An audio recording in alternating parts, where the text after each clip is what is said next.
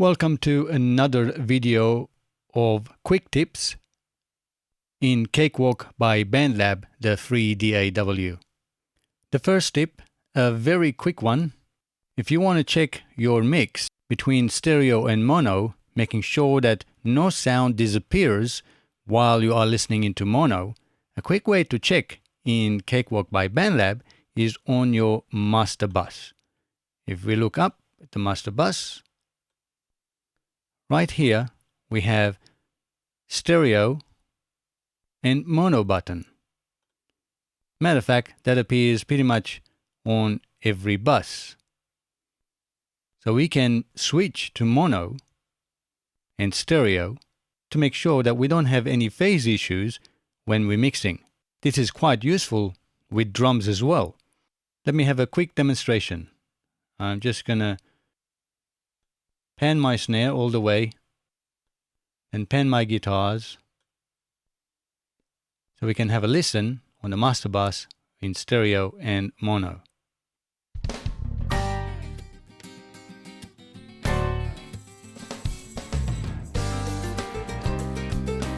Switch to mono.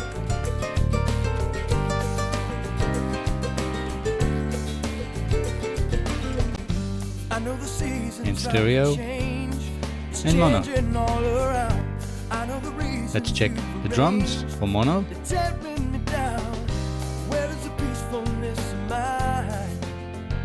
Notice even the meters, how it's on the left. When we mono the drums, even the bass, that turns into mono as well. Let's have a look at the next tip. Has to do with the timeline marker. When we press play,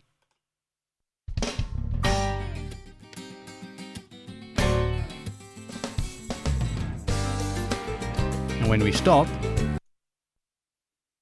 it goes back to the beginning. So we can move this marker where we like and press play. And then stop. It will return back to that marker position. But there is an option where we can actually keep the timeline marker at the same position where we stopped. We can go to Options, Stop, Rewind to now Marker. We disable that.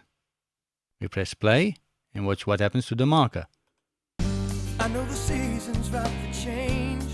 It moves with the timeline. And when we stop, it stops at that position. This may be useful when you are working out an arrangement and you don't want the timeline marker to return back to the beginning, where the marker position is. You're going to turn it back on.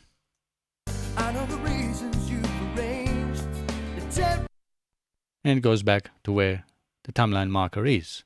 While we are on the timeline, here's another quick tip and a shortcut using our mouse scroll. When we are on the timeline, the mouse is around here, we can scroll up and down our tracks. But if we press our control key on the keyboard, we can scroll forward on our timeline and backwards. This is quite handy if you want to quickly look at a few bars ahead and behind as you are moving. So let's say if I move my head to here, I can see, I can move it around, what's before and after very, very quickly. And if I want to actually zoom in, we can use our Alt key and our mouse scroll, and this will allow us to zoom in and then zoom out. Two quite handy features. Now, when we are zoomed in, if you want to check to see if our two tracks are aligned, let's say in our kick and our snare, it's a bit hard to see. Sure, let's make it a little bit bigger. Now we can see that they are aligned. But to make things really easy and handy, if we press the letter X on our keyboard, a line appears. Now we can see and align, making sure that top and bottom do match. Or if we want to inspect anything, let's zoom in further. There we go. We can use as a ruler to see where things are at. And then we can press the letter X and it's gone again and out of the way. Press the X, it comes back, and we can see where things are at. This is quite handy if we want to check some phase issues and between two different tracks, whether there are phase problems. And we have a ruler there.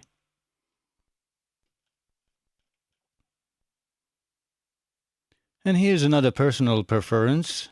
You may notice that on my tracks here, I don't have anything else other than my meters, and they are going horizontal. As you can see, they go horizontal. By default, they're right here and going vertically. The way to change that is through options, meter options, horizontal meters. And another option why I don't have any buttons and things on my track list is when I use custom setting. I can display all. So now all appear.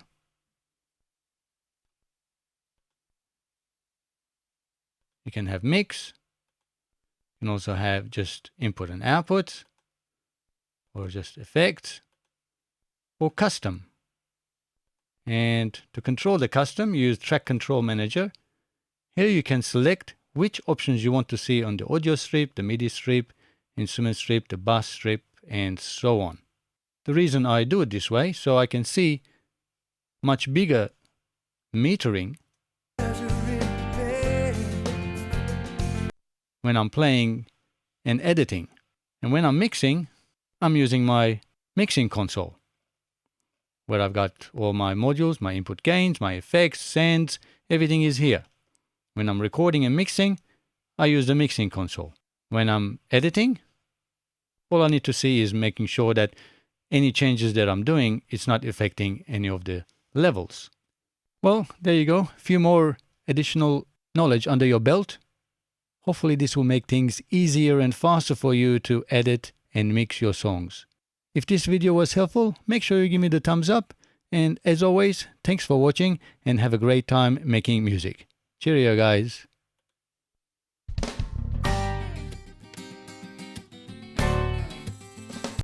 Don't forget to subscribe for more tips and future videos.